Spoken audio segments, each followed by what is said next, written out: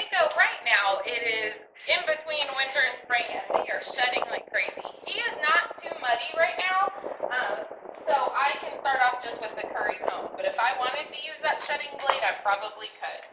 So I'm going to get his mane out of the way, and everybody has their own directions that they do this.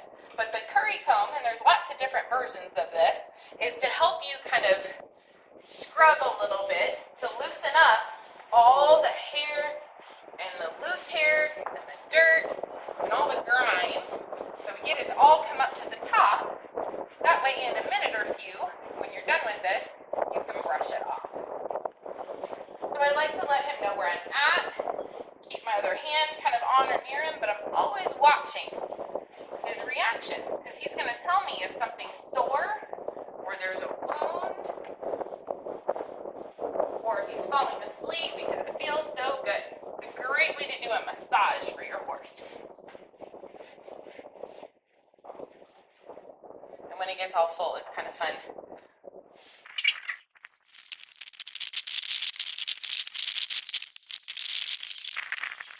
So we don't use, because this is hard, we do not use this on the hard parts, only on the soft parts.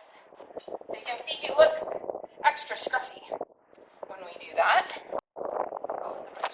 Hold on, I'll come get it. There's flies bothering the crazy pants out of him, so we've got to pay attention to what's bothering him and help him out. And this will make your arm a little sore, especially in the winter. So do both arms. Get your good workout. And I'm pushing pretty hard. You can kind of see it's making his skin move. Giving that good massage underneath. Getting the oils moving from their skin up to their hair. All their fur.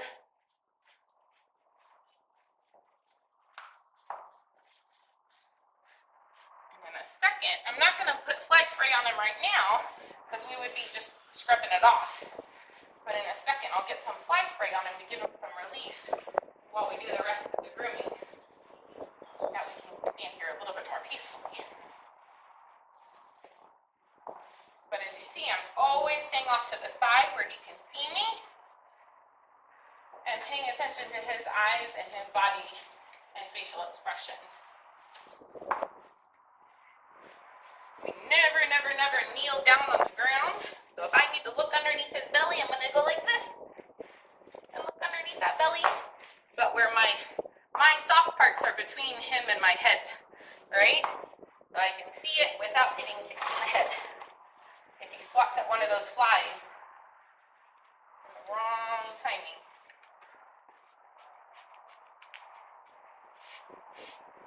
There we go. We've got a good scrub in. Now I'll move on to the next step as a body brush. Sometimes we'll have ones that are a little bit more stiff to get through this kind of thick winter coat, and sometimes we have a little bit more fine, soft ones. So we'll switch them out depending on what season it is. But right now, we definitely need the thick one to get through. Again, the brush is softer, so I can do his hard parts. So I'm just going to work. Right now, we're working with the wind. The wind's going that way, so we're going to brush with the wind. And we're going to brush with his hair. And as you guys can see, again, I'm pushing pretty hard. You can see his skin moving. You can see his skin moving because I'm pushing to really get all that fur to come out. All that fur and that dirt that we just worked so hard on currying. So, when I go down his leg, I'm going to put my other hand on him so he knows where I'm at. And keep my head out of the way. You guys see him stomping at these flies. I don't want to put my head right where his foot's going to be if he stomps at a fly while I'm down here.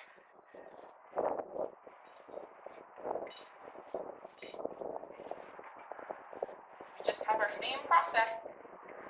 Trying to get all this loose. I'm coming, bubs. Still see a lot left. But, and that's why you do this pretty regularly. And they come out really shiny. You just follow the hair around. They have some fun swirls.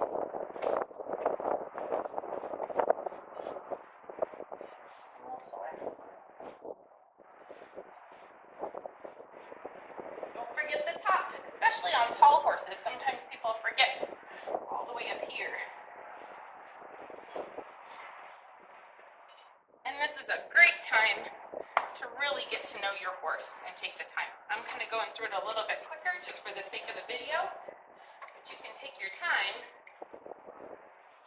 and really get to know all the nooks and crannies of your horse and make them feel good so that they fall asleep with you. Giving them their little spa day. When I go under, I'm holding this. I'm not just ducking underneath, because he could put his head down at the wrong moment and then I get taken out with it. I always hold it up, out of the way. You never walk underneath their neck where he can't see. That would be super unsafe.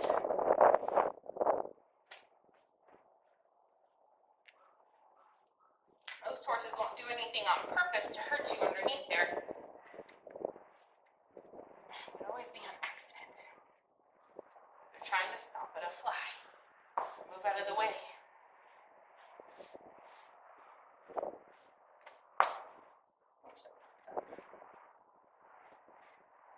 Once I get this brush done, we can get some fly spray on him.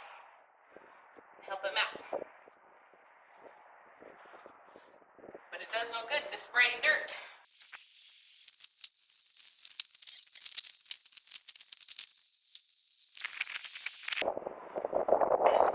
Alright, it's a pretty decent brushing. I'm going to get a lot of that fur off. I wish it would stay here. Then we can see how much we got off.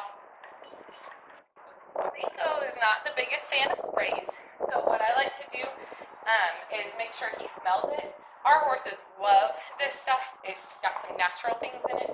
He just relaxes about it. So I always kind of let them know that I'm coming with it, because spray bottles sound just like a snake or something coming after your horse. So sometimes I'll spray it off to the side and let them smell it or hear it first and smell it before I come towards them with it.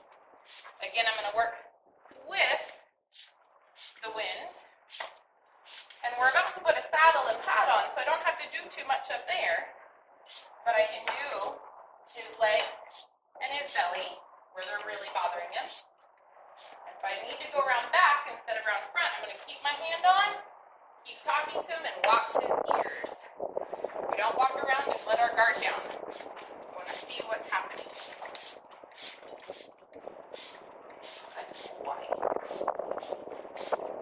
It's just a light misting of it, and then most fly sprays actually should be brushed in. So we'll do that. So when we go to pick out a horse's hooves, it takes a lot of trust from them. It's not natural in the wild for them to pick up their hooves, but it's really important to do, because it wouldn't feel good if you walked around with a rock in your shoe. So I'm going to put my hand on his shoulder. I'm going to stand next to him pretty close, because he's going to trust me and pick it up, and then I'm going to catch it. That's the timing of it. So I'm going to run my hand all the way down, and then I'm going to give him a little squeeze down here and make sure I catch it when he picks it up. Good boy. We're going to hold underneath the hard part with our arms straight. We don't have to be really strong and squish things up, but we have to stand next to him but not underneath him. And then we hold the pick at the bottom of our hand. It's kind of weird, but there's two little grooves in his foot that I really want to pick out and clean, and in time you get to know where those grooves are. And we scoop. So we have to push in pretty hard to get the mud and scoop it out. And that doesn't hurt him. This is just a little piece that's shedding, kind of like when your fingernail breaks off a little bit. That can stay there, it'll come off. There's an infection they get in here if we don't keep that clean too. So down in their hooves, we clean out, scoop these parts out, and then he's trusting me to make sure that I put his foot down softly. You guys can notice that this is the wall of his hoof, or the actual hoof hard part. And then this part's called the sole, which is a little bit softer than this. It's kind of hard to squish on yourself and feel it. And then this is called the frog, which is super funny. We don't know why it's called that, but it's called the frog, and this is kind of like their cushioning when they're walking around or running around. It gives them lots and lots of squishiness, but it can also be pretty tender. So we don't really ever pick that out. I'll pick out the little groove in the middle of it, but we don't want to poke at that too much. These parts don't hurt when you pick at them. You guys can hear that. So I'm gonna put it down gently and then ask him to pick up his back foot.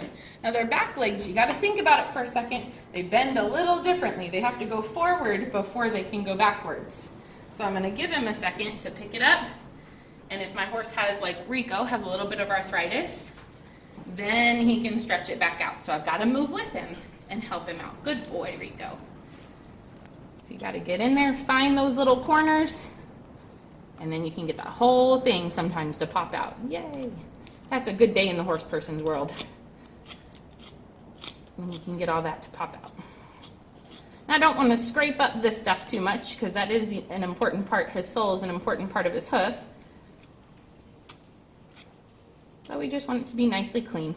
If you ever see anything that looks like black or oozy or a big rock or a nail or anything, you want to leave it there and tell your instructor or tell your teacher.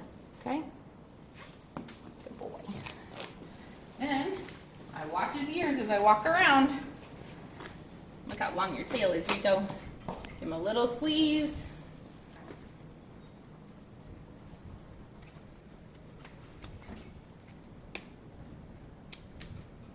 And it just takes some time when you switch sides, because you still have to use your strong hand to do it. There we go. We want to get that out right there. And every horse's hooves are structured a little bit differently, just like you and I. And I keep my hand and let him know I'm coming. Good boy. Give that little squeeze. And again, if they're arthritic or asleep, sometimes it takes an extra second to remind them. And we have some medicines and stuff we can put in their hooves if there's problems going on in there. But if they don't have good, healthy hooves, we can't ride and they're not happy. All right, we got some clean hooves. Ready for our attack.